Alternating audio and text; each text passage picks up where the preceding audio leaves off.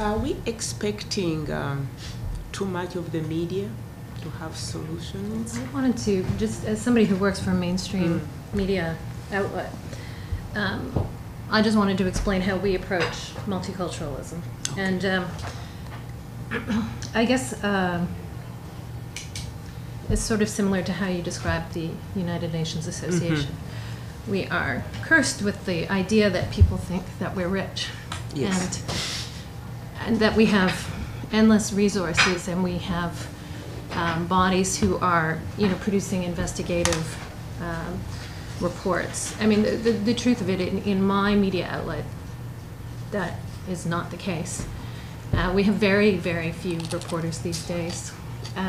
We're unionized, so the hiring has been at an absolute standstill. There is a will to hire people, who come to us with the right education and experience from that I think represent Vancouver's ethnic and linguistic communities, but it doesn't happen because no positions open up. Mm-hmm. It's just not a reality. Mm-hmm. So how we approach it,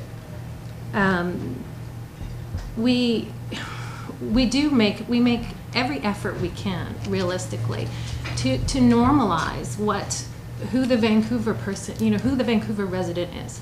If we have a story, we don't.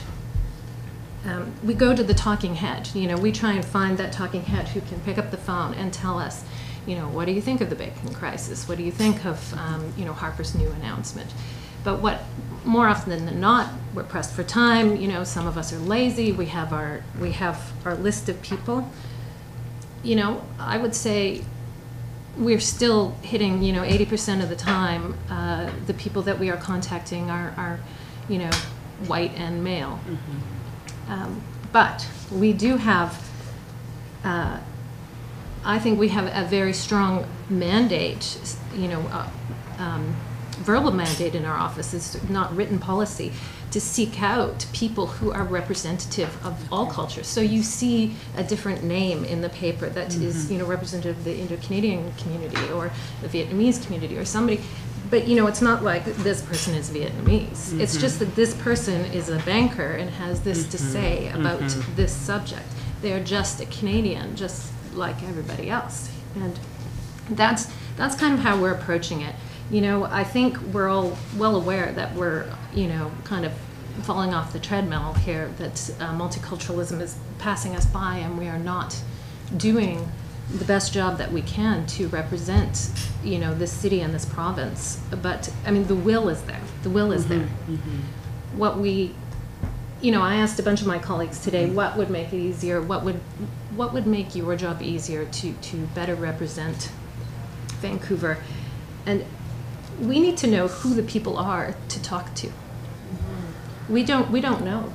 Some communities do it better than others. The Chinese community is fantastic at giving us people to talk to in certain issues.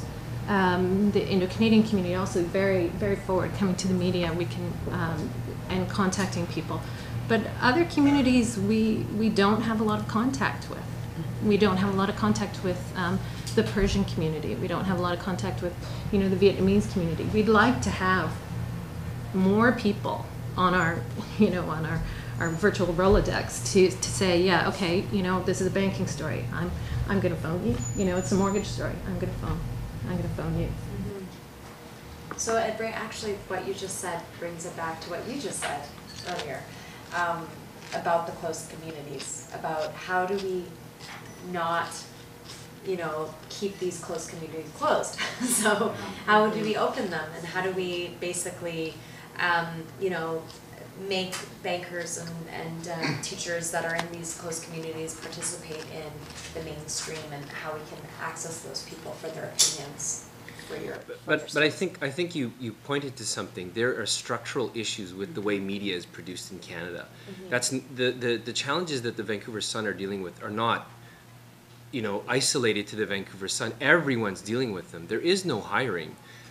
Media is shrinking in terms of mainstream. So even if the universities are producing more journalism graduates that reflect or have what we might call intercultural intelligence about these communities, there's no positions for them beyond that entry-level internship. You know, and of course, if you're not around at that lower level pool of talent, how do you ever get up to the decision-making level of talent?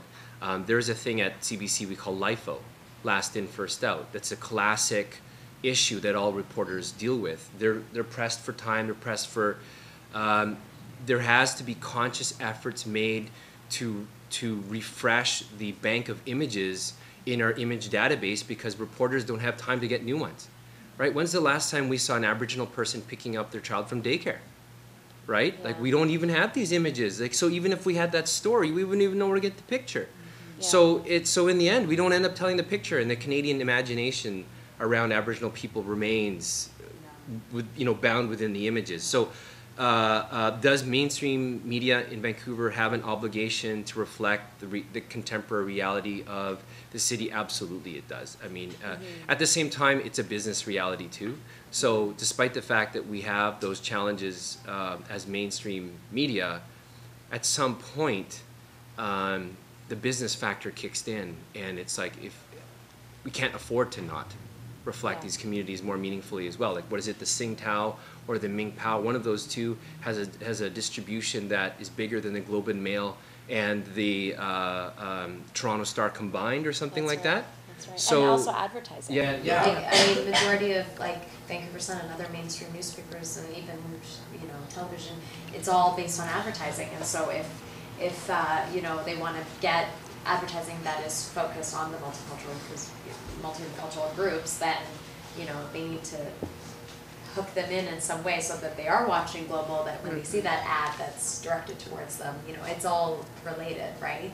But you need to hook them to make them go to that channel first, so that it's all related.